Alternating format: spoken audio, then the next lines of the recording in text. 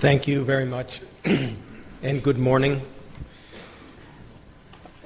It is an honor to be here in Seoul, my first time in Korea, and I would like to thank the Ministry of Trade, Industry, and Energy and the Korea Smart Grid Association for inviting me to this very distinguished and impressive conference. It is a great honor to be speaking to so many leaders of the smart grid industry, not only in Korea, from all across Asia and all across the world. I am privileged to serve as the chairman of the Brattle Group. We are a consulting firm based in Cambridge, Massachusetts, in the U.S., but we have 7 offices in Europe and across the U.S., and we focus on economic, financial, and strategy issues in the power industry and in other industries as well: communications, transportation, financial services, and many other industries. It's my privilege to talk with you today about current smart grid developments in the U.S., and in particular take a look at the economic stimulus package that President Obama passed when he first came into office in 2008, which had an element that focused on the smart grid. And we now have some experience with that we can share with you today to take a look at what happened. But in addition to that, I would like to take a little bit of a look around the world at developments in the electric power industry. This is an area that we follow broadly, and also to take a look at current developments in smart grids and microgrids going on right now in the U.S.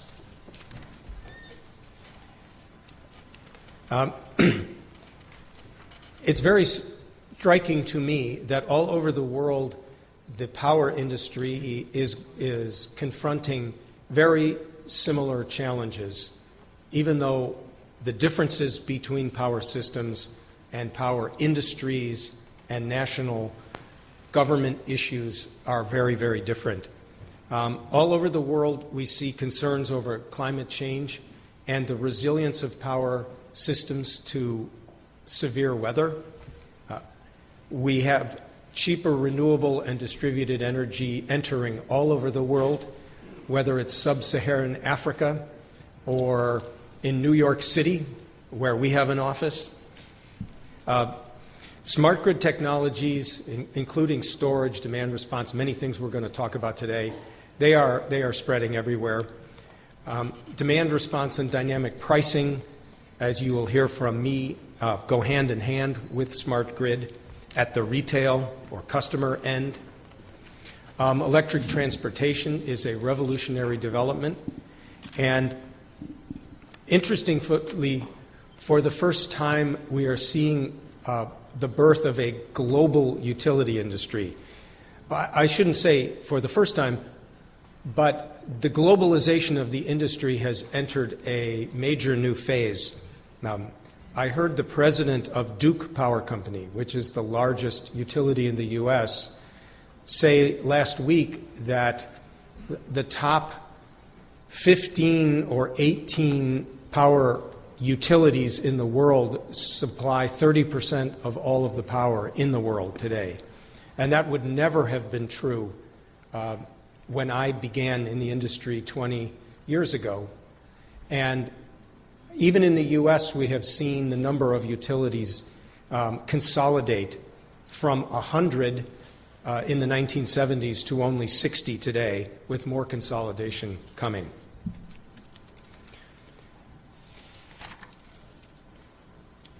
Oops. There we go. The smart grid is a universal phenomenon in the power industry.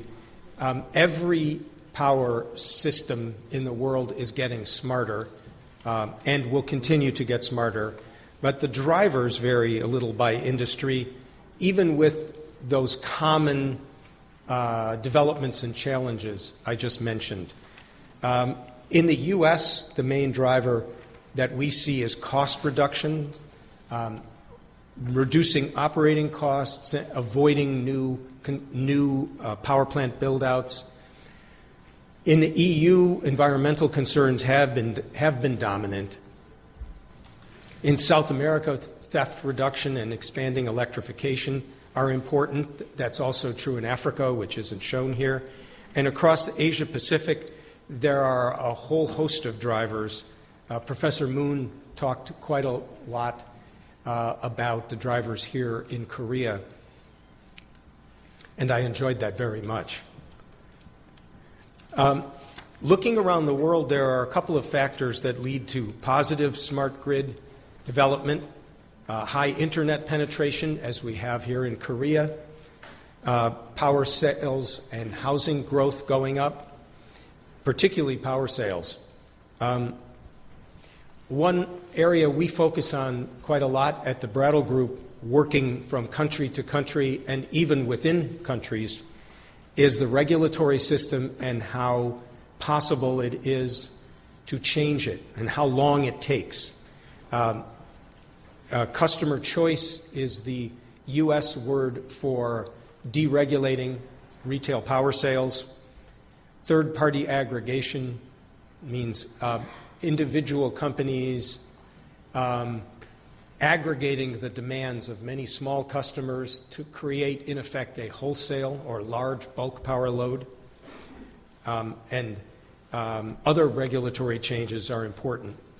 And you can see also positives, theft reduction benefits, a strong smart grid industry base, as you have here in Korea, and I think we have in the U.S., and stronger carbon policies and stronger renewable policies go hand in hand with smart grid.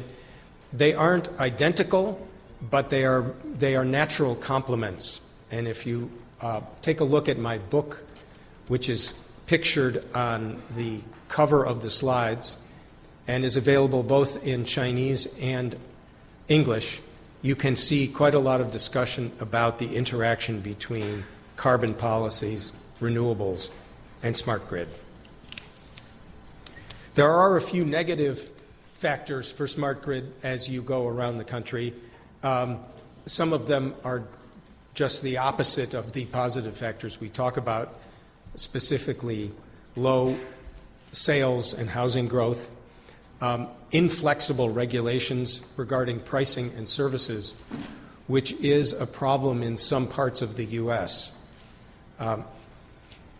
If it is difficult to make investments in the distribution power grid, then there is hesitation to make smart grid investments. And again, there are parts of the U.S. where this is true. There have been some very big regulatory problems between the power companies and their regulators and the government in parts of the U.S. relating specifically to smart grid investments. And this has created a bit of a cautionary climate. Low internet penetration and low theft reduction benefits are pretty obvious, I think. This is just an illustration of how we can think about and illustrate some of the smart grid growth factors, growth drivers. Along the horizontal line, you see the degree of unbundling in the market structure, or you might say the degree of competition that's been introduced between generators and retailers, with the United States and Europe at the far end and China at the left side of the diagram, which is an integrated industry or a single owner of the industry. But it's very interesting that this relationship is almost inverse to average annual sales growth, with China and India having among the highest sales growth in the world and the U.S. Surprisingly close to the lowest sales growth in the U.S. in the world. And my colleagues and I at the Brattle Group think that the U.S. growth numbers, as well as Europe's, may be exaggerated. The true growth may be even lower than is shown here. Well, that's a little tour of the world, very brief and incomplete, but I hope it was of a little bit of interest to you. Now let's take a closer look at the United States and spend most of our time there. In the U.S., as in, I think, all developed countries, and even in, I think, most others, the smart grid is integral to the emerging technological and organizational structure of the industry.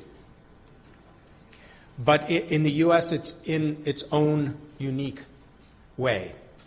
The power industry in the U.S. has very low sales growth, as I just showed you on the earlier slide. We have a slow but steady shift to low carbon and distributed sources. We do not have a national climate policy, which I think is unfortunate, as I think action is needed to combat global climate change in all countries. But we do have many smaller policies that together are contributing to a shift away from coal-fired power towards renewables and gas-fired power, and it's quite a significant shift. In the U.S., just a few years ago, coal was producing about 50% of our power. It's now moved quite rapidly in the last few years to 40% of the power, and there are no new coal-fired power plants planned in the U.S. at this time. I doubt there will be any new coal-fired power plants built in the U.S. ever again unless carbon capture and sequestration is made much cheaper. And so you have coal declining over time, and also we have nuclear power declining over time. Because of market forces, we are closing down gradually all of our large nuclear plants and not replacing them. Meanwhile, wind, solar, and natural gas are growing, and they are growing to replace what is being left, not so much for the growth in total sales, which is quite slow. In the U.S., we also have very highly evolved power markets. Some of them are for specific states in the United States, and some of them cover very large regions of the country, but they are very advanced spot markets for power. There are also markets for longer-term products, electric capacity, that can be purchased for 3 years or 1 year or sometimes longer periods. Many ancillary services, that is grid management services, such as reserves, have markets. These markets are extremely complex, but they work remarkably well. You can see some reviews of these markets on the Brattle Group's website. We are often brought in to analyze these markets, and they are continually being improved, changed, and often debated. I don't want to suggest that everyone likes every part of every market, because just the opposite is true. Although the markets are working generally well, there are still flaws in them. There are still some very big debates going on, and they differ in the different parts of the country. But we have these markets. They are here to stay, and they give us spot price signals every hour, in most cases every 5 or 10 minutes, so that we have great transparency in the value of power by time of day. We also have problems with aging infrastructure. Many of our distribution systems in large cities in the U.S. are now some as old as 100 years old in the eastern United States, many of them many 40, 50, 60, 70 years old, and that's gas and electric, and there is a big replacement cycle going on. $750 billion of investment in the distribution system between now and 2030. And there's also additional challenges integrating renewable energy as it increases. It's just very similar to the challenges faced in Europe and a few other places. Finally, in the U.S., there is a fair amount of turmoil over the fact that sales growth is so low that the revenue of power sellers is not going up very quickly, but there is quite a lot of investment required. So this means, if you can do the mathematics, that average price must go up. As Professor Moon mentioned in the last talk we just heard, this causes great dissent in the U.S., and the power companies are very worried about the future financial condition of the industry and the ability to make investments. And in particular, as new solar systems are added, there is a particularly strong debate about the price to be paid to solar generators for the power that the solar systems provide, and whether that price should vary by time of day, and also whether that price should equal a retail price or a wholesale price. We can talk more about that in the question and answer period if you would like. The phrase we use for this in the U.S. is net energy metering, or NEM. So I promised we would take a look at the smart grid investment from the stimulus package, which is sometimes abbreviated ARRA.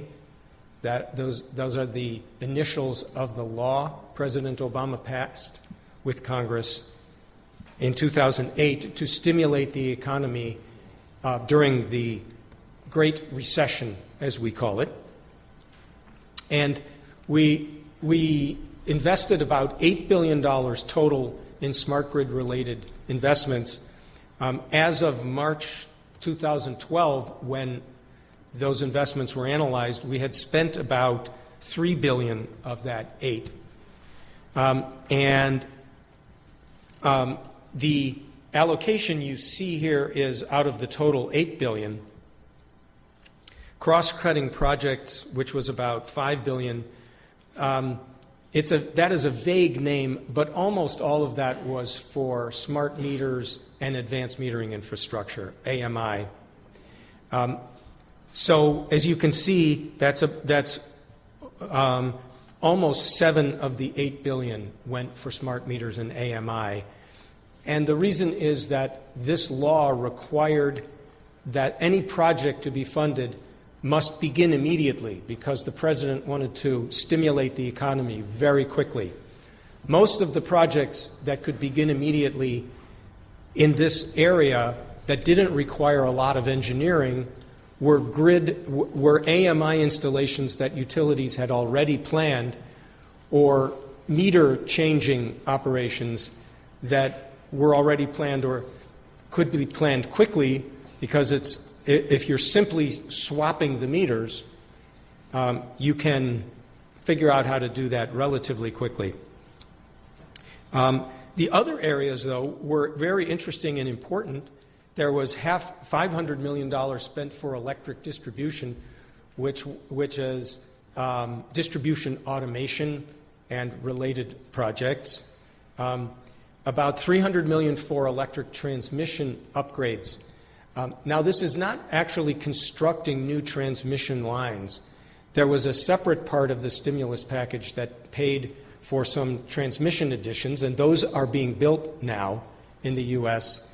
Most transmission in the U.S. is built not with government funding, but by the investor-owned utilities, and they don't have trouble raising capital for building new transmission lines when the regulators approve those lines. So this was all about smart grid and transmission, and in fact, much of this money was spent on phaser management units, PMUs.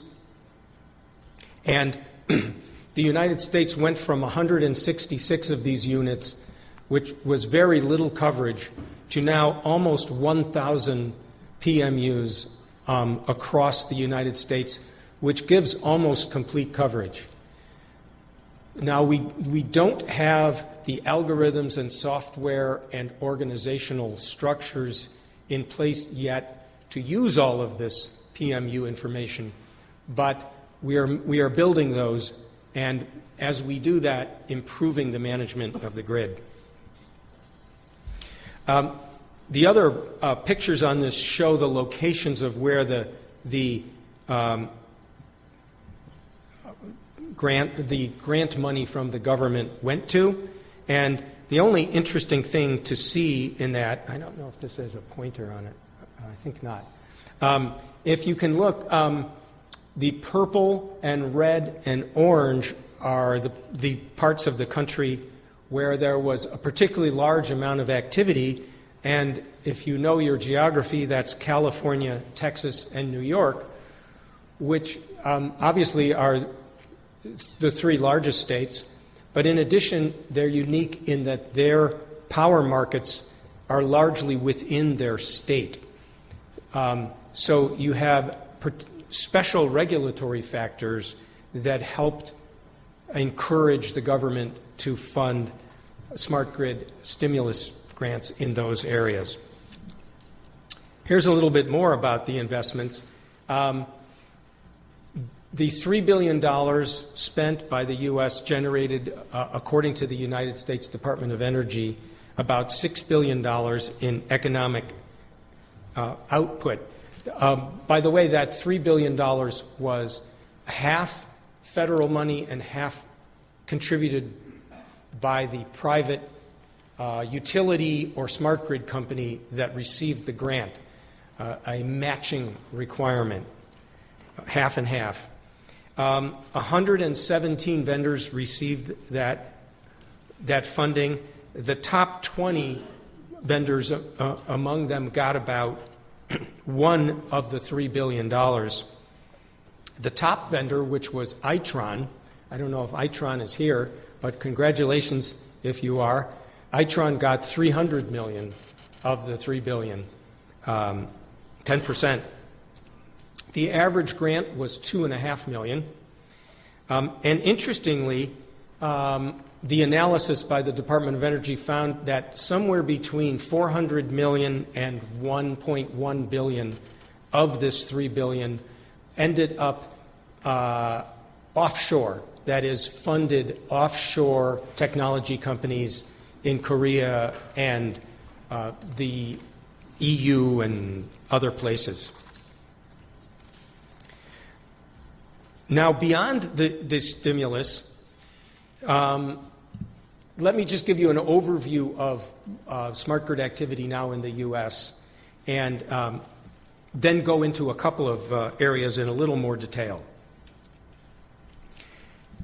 After this very large funding from the government that came through, much more than has ever been funded by the United States government in this area in history, probably 100 times as much. And that was because this was an unusual stimulus funding bill, very large one, passed during a very unusual and unfortunate and still continuing global slowdown. But after that, after this money came, there has been a slowdown in smart grid investment in the U.S., but by no means has it stopped. As you saw, much of the funding in the stimulus package was for AMI and smart meter systems, and that part of the activity is still funded by the remaining stimulus grants, and smart meters are continuing to go in. But new meter change-out programs are much less common, and instead, most utilities are investing in distribution automation, voltage correction, They're investing in distribution upgrades to accommodate electric vehicles and greater penetration of solar systems. And lots of other distribution automation, smart substations, better monitoring equipment on their distribution systems, outage management systems, things of that nature. As the smart meters go in, there is more dynamic pricing, meaning time-varying prices charged to customers occurring very slowly. It is very unpopular with customers in the U.S. to change electricity prices during each day, pay more for your electricity during the peak hours of the day, but that, as all of you know, it costs much more to produce and deliver power during those periods. And smart meters allow you to do dynamic pricing. It is starting to increase after a long delay in much of the country. In California, for example, it will become the normal means of pricing electricity, and if you don't want it, you will have to opt out or choose not to take prices on that basis, which will take a little bit of work, and most people, we think, will finally accept it after a long period of struggle. I'm going to talk a lot about microgrids in a moment. They are a very hot topic. And as I mentioned, the growth in renewable energy, in particular wind and solar energy, is causing challenges to the management of the grid, as in Europe, and this is forcing quite a lot of investment in better forecasting technology and better power plant and overall grid control technology, which in my opinion is certainly smart grid. Now, I mentioned the importance of outage reductions from smart grids. There are some studies of the U.S. power grid that show that even without severe weather events, the U.S. grid is getting less reliable. Professor Masoud Amin of the University of Minnesota has very good data on U.S. reliability. And while there is some debate over how rapidly the trend is going up, I think it is going up a little bit, and that's because the infrastructure is getting older, and also the U.S. is extending its cities and its suburbs into areas where it is harder to maintain a reliable distribution system. As you can see, the outages in the U.S. are much higher on average, the minutes of outage, than in the best countries, Japan and Korea being two of them. 214 average minutes of outage in the U.S. Northeast, which is the worst section of the country. That's New York and that area with the oldest grid and the densest grid, compared to 4 minutes average annual outage in Japan. And of course, this is costly to us. Even short outages, as you know, are very costly to businesses that use digital equipment and must reset it. Right? And in these areas, again, even in normal weather, the smart grid is demonstrating its value in the U.S. and customers and regulators are starting to understand this. There's and one of my favorite examples of this is a amusement park, or sometimes called a theme park, called Silver Dollar City, which is based on the western United States. It's located in Missouri, a very large theme park with roller coaster rides and boat rides and Ferris wheels and lots of electrically driven amusement rides, and many other items. It's one of the biggest entertainment districts in the United States. And it has as many as 40,000 people in it on a Friday or a Saturday night inside this entertainment district.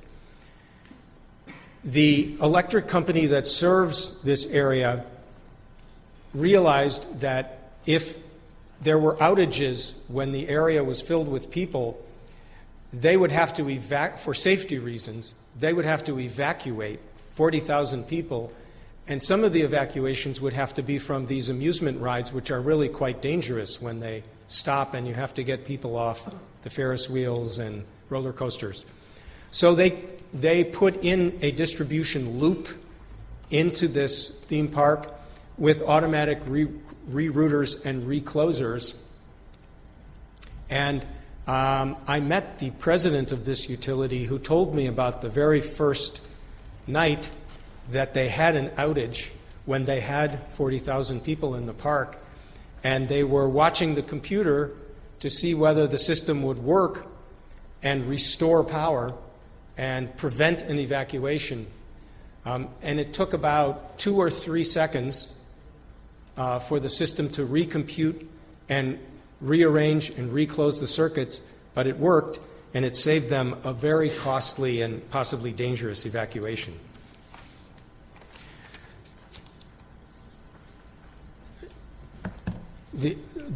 One of the latest applications of smart grid of greater interest in the U.S. is to give us increased resilience from storms. As all of you know, we were hit by Superstorm Sandy about 1 year ago. In fact, I was supposed to speak at the last year's Korea Smart Grid Week, and no airplanes were flying from the eastern United States, so I could not come, and I'm grateful to come this year and to be invited back. But you can see on this slide the trend in severe weather outages as computed by Munich Re, the large Swiss insurance company that tracks these outages. And you can see quite a significant upward trend from 1980 in the severe storms, hydrological and meteorological storms, that is, wind-based and flood-based storms. The red bars on that chart are earthquakes, and as you can see, and as you would expect, there is no trend line in earthquakes. But there is a trend in the other storms that we think is related to climate change. And this is starting to really affect ordinary citizens in the U.S., but also the power sector. There are many different ways the power sector is affected. The severe storms damage lines and flood power systems. But another impact of climate change is drought. And many parts of the U.S., including Texas, are suffering very deep droughts. What you see on the bottom of this slide, that picture, is the model from the power system operator in Texas, who has looked at the amount by which it must derate the generators in its system based on the severity of the drought. And as you can see, the duration is quite significant, 12,000 megawatts for even mild droughts. And the duration gets to be even larger when the droughts are more severe. And this has caused a level of concern that is very, very large in Texas, and it is prompting the state to look at demand response and other measures to improve the ability of the system to withstand these droughts. I should mention in talking about these severe storms that the response to Hurricane Sandy was unprecedented. The power industry worked very well and very hard to restore service, but more than 8 million people lost power And in some areas, the entire customer base of a utility lost power for the first time ever in the history of those utilities. We are working now with the utility in New Jersey called Public Service Electric and Gas, and in response to this storm, it has already proposed a $3.2 billion investment program to harden its system, upgrade some facilities so that it is not as vulnerable to floods and high winds as it was when Sandy hit. So that's a very significant investment program. It has been brought to its regulators for approval. And there are lots of technical, economic, and policy issues related to these resilience investment programs that are quite new. The engineering trade-offs are new.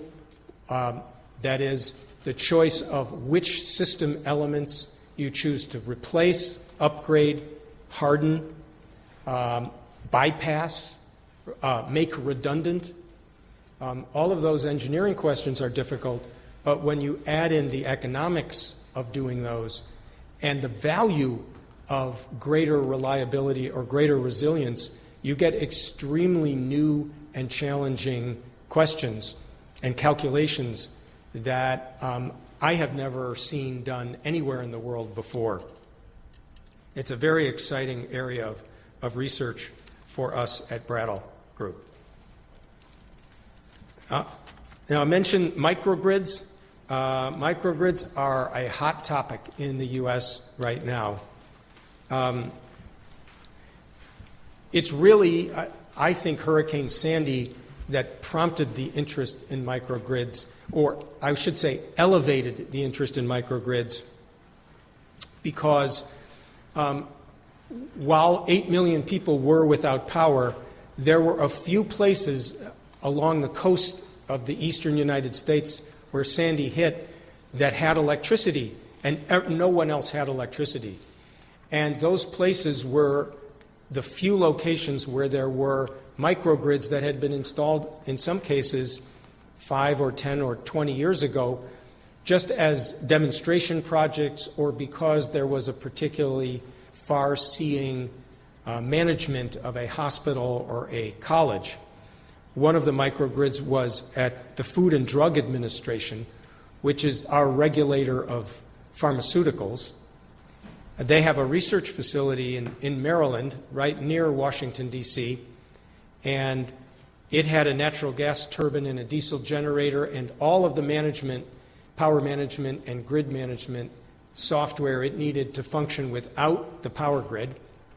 And it's surrounded by people living in the suburbs around it who did not have power, and as they would drive by and see this campus with power, it made quite a stir. The same thing happened in New York,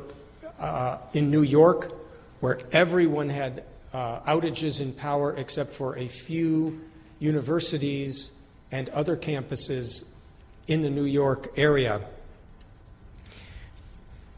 In response to this, the governors of New York, Connecticut, and New Jersey in particular have all announced acceleration of microgrid construction.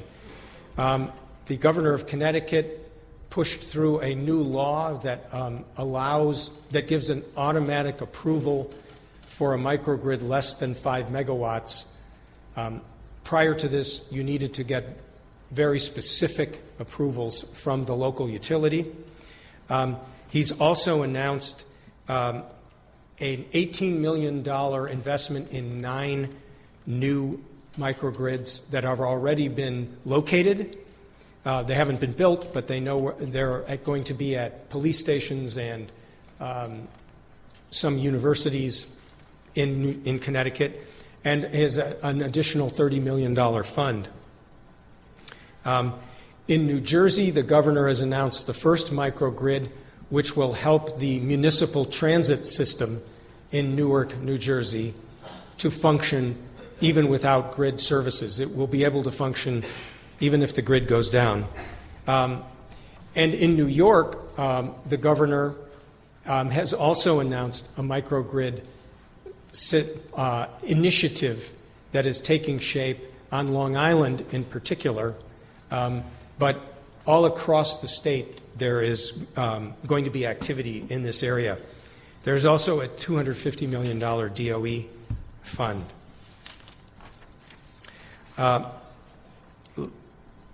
Let's see what, let me just skip over that factor and try to summarize some of the future thoughts about the United States looking forward. As I mentioned, I think it's very unlikely that we will get large additional federal spending on smart grid. I'm sure you are seeing the news of controversy in the U.S. over our budget and our debt ceiling. The news I saw this morning is very positive in reaching agreement, but there is much pressure to limit federal spending. So now federal spending has gone from a level of billions of dollars down to hundreds of millions, roughly 200 million in smart grid. As I mentioned, the North American market has slowed down, particularly for smart meter installation. It hasn't stopped. And much of the growth is coming from China and EU. There was a lot of resistance initially in the regulators, not the federal government itself, but we have separate regulatory agencies against the smart grid. And there was also some customer opposition because people were fearful that smart meters would allow the government or the power company to spy on them, to lose their privacy. There is still some of this opposition. It is starting to fade away, and regulators are more comfortable with smart grid, but they are also very concerned about rates, and I think generally are going slow and careful with respect to smart meter investment approvals. As I mentioned, the infrastructure is coming along finally, and in particular dynamic pricing, which is very important to realize some of the benefits of smart meters, is coming along, and resilience concerns are coming up. So overall, I would say the U.S. is a mixed picture. It is by no means a negative picture. There is much progress and much movement. But the smart grid is, as I said at the beginning of this, integral to everything else happening in the U.S. power industry. And the everything else happening in the U.S. has a lot of turmoil and financial uncertainty associated with it. As we look at the controversy over the financial situation of the industry and so on. Nonetheless, I think smart grid investment will continue. I am certain it will continue in the U.S. at a modest pace. It is continuing now. And I think the smart grid is as much a part of today's power industry as electric generators or copper wire is. It is part and parcel of the industry. You cannot take it away from the industry. And as the industry evolves towards a cleaner, lower carbon industry, as it must, smart grid will be part of that evolution without any question in the U.S. and around the world. So with that, I thank you very much for your attention. I would be happy to answer some questions if there are any. But I thank you for your attention. I look forward to seeing you at the rest of this conference, and if you are in the United States, to seeing you there. Thank you.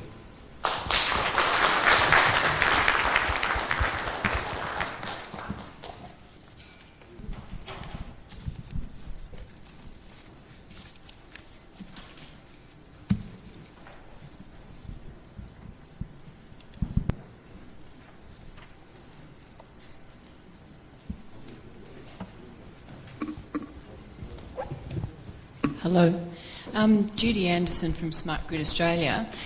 Interested in your observations about microgrids in the US, and what is driving it is that the governors are wanting to set up microgrids around critical buildings or critical areas so that they do have some resilience. Is that what their focus is on, or is it they think it is the way of the future and they want to actually really kick the tires on this kind of technology? Excellent question, Judy. The answer is both. They wonder if they don't know how broadly microgrids can evolve to become the dominant, how would you call it, architecture of the industry. I have predicted that someday the industry structure will be what I call a constellation of microgrids, linked microgrids. And they have read that and talked to me about it. But once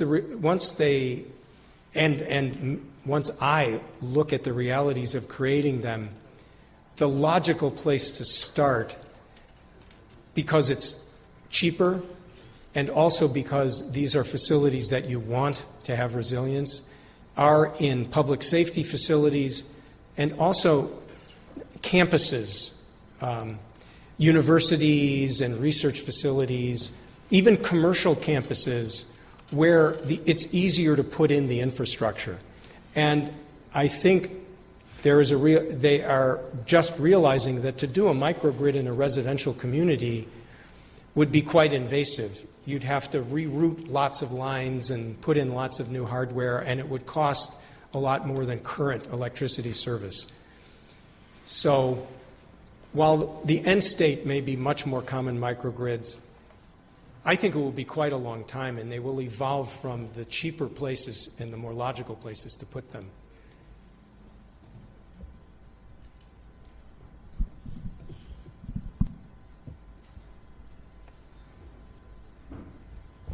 Thank you. John Nunley from the Sunspec Alliance. Of course, net energy metering is very important to the solar industry, so I'm very interested in hearing you expound on that further. Net metering is one of the 2 or 3 most controversial issues in the U.S. today.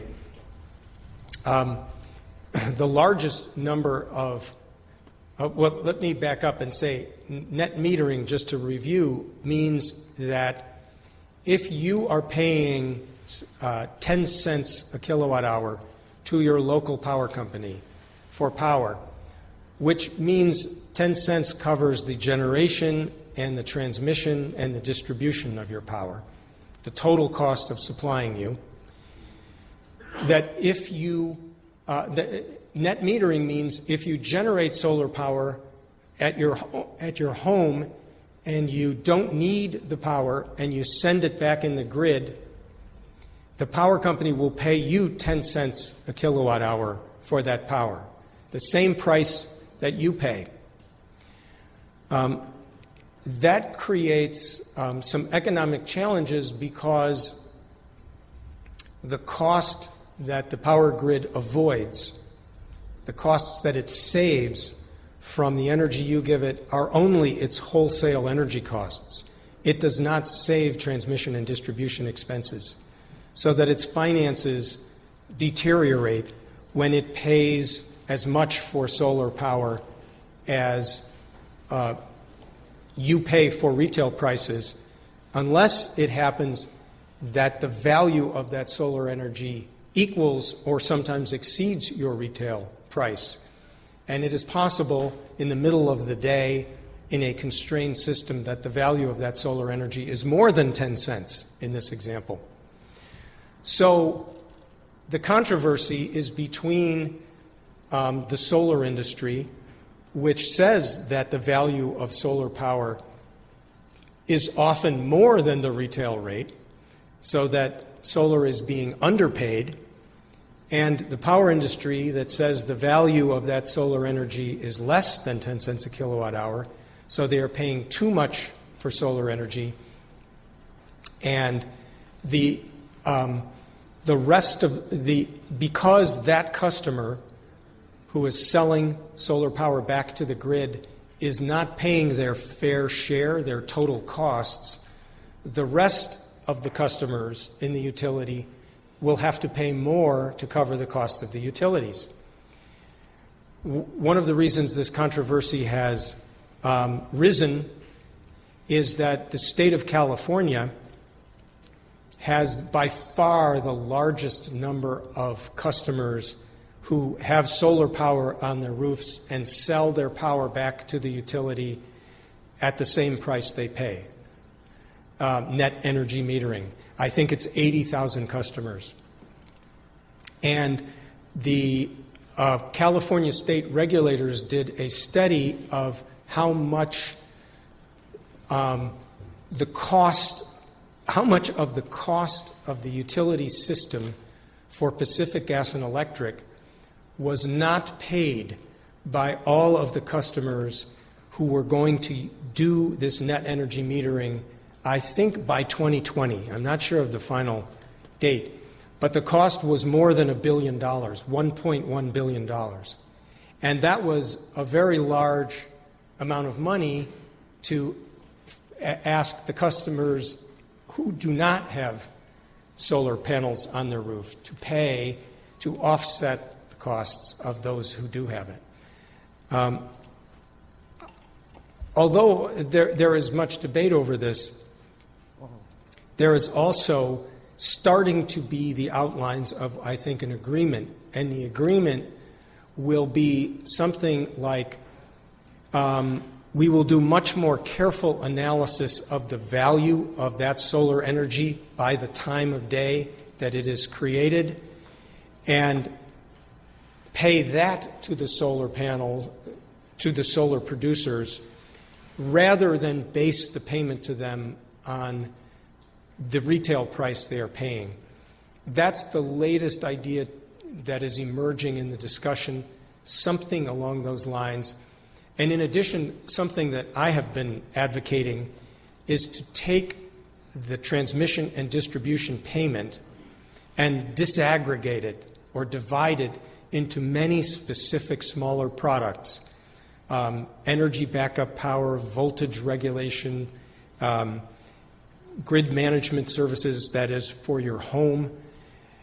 And we did this for wholesale transmission service in the 1990s very successfully and created markets for each of those services. And we now charge transmission users different transmission rates depending on what services they use.